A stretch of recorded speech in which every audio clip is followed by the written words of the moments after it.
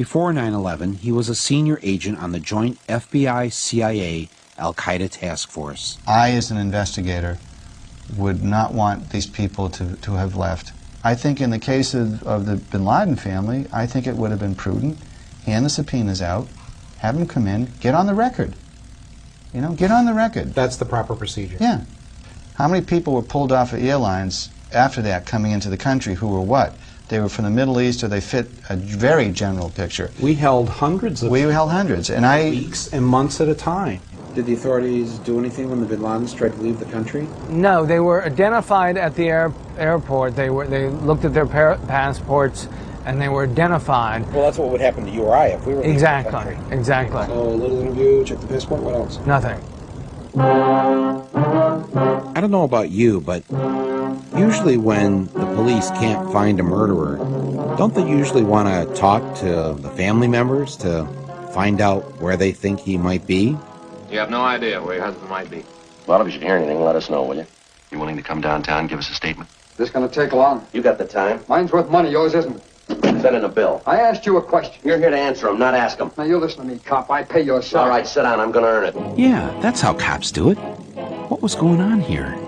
I think we need to know a lot more about that. That needs to be the subject of a significant investigation. What happened? How did it happen? Why did it happen? And who authorized it? Trying to imagine what those poor bastards were feeling when they were jumping out of that building to their death. Those young guys and cops and firemen that ran into that building, never asked a question, and they're dead. And families' lives are ruined. And they'll never have peace. And if I had to inconvenience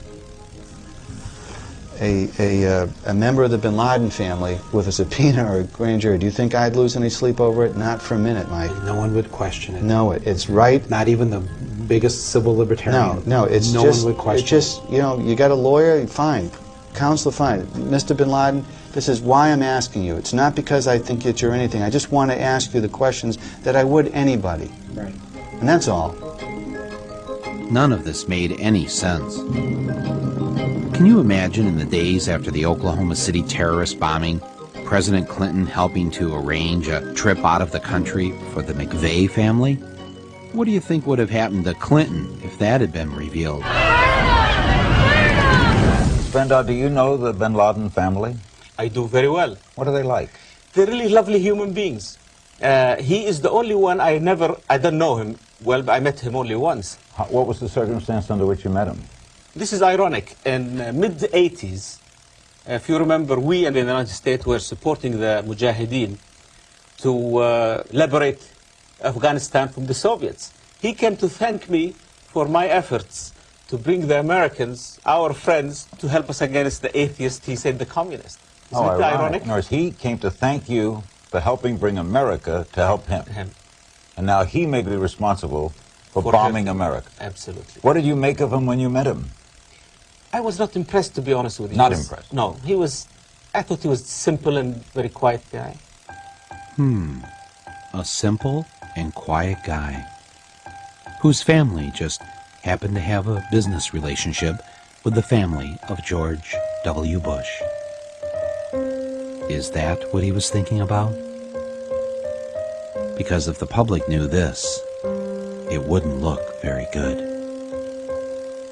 Was he thinking, you know, I need a big black marker? In early 2004, in a speech during the New Hampshire primary, I called George W. Bush a deserter from his time in the Texas Air National Guard. In response, the White House released his military records in the hopes of disproving the charge. What Bush didn't know is that I already had a copy of his military records, uncensored, obtained in the year 2000. And there is one glaring difference between the records released in 2000 and those he released in 2004. A name had been blacked out. In 1972, 2 airmen were suspended for failing to take their medical examination. One was George W. Bush. And and the other was James R. Bath. In 2000, the documents show both names. But in 2004, Bush and the White House had Bath's name blacked out. Why didn't Bush want the press and the public to see Bath's name on his military records? Perhaps he was worried that the American people would find out that at one time James R. Bath was the Texas money manager for the Bin Ladens. Bush and Bath had become good friends when they both served in the Texas Air National Guard.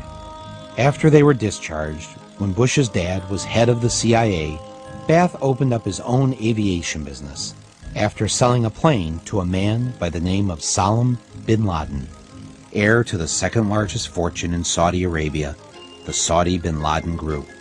W at that time was just starting off in the world as a businessman. Because he's a guy who's always tried to emulate his father, he decided to go into the oil business. He founded an oil company, a drilling company out in West Texas called Arbusto, which was very, very good at drilling dry holes that nothing came out of. But the question has always been, where did this money come from? Now, his dad was rich. His dad could have done this for him, but his dad didn't do this for him. There's no indication that Daddy wrote a check to start him off in this company. So where did George W. Bush get his money? I'm George Bush. One person who did invest in him was James R. Bath. Bush's good friend, James Bath, was hired by the bin Laden family to manage their money in Texas and invest in businesses. And James Bath himself, in turn, invested in George W. Bush. Bush ran Arbusto into the ground, as he did every other company he was involved in, until finally one of his companies was bought by Harken Energy, and they gave him a seat on their board. A lot of us have suspected through the years that there has been Saudi oil money involved in all of these companies. Harken, Spectrum 7, Arbusto Drilling, all of the Bush companies. Whenever they got into trouble, there were these angel investors who flowed money into the companies. So the question is, why would Saudis, who had all the oil in the world, go around the globe to invest in this lousy oil company? And the thing is, it had one big asset. Harken had one thing going for it, which is that George W. Bush was on its board of directors at a time when his father was president of the United States.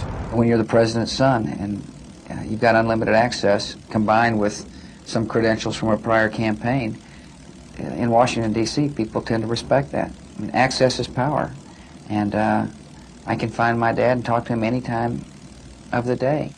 Yes, it helps to be the president's son, especially when you're being investigated by the Securities and Exchange Commission. In 1990, when Mr. Bush was a director of Harken Energy, he received this memo from company lawyers, warning directors not to sell stock if they had unfavorable information about the company.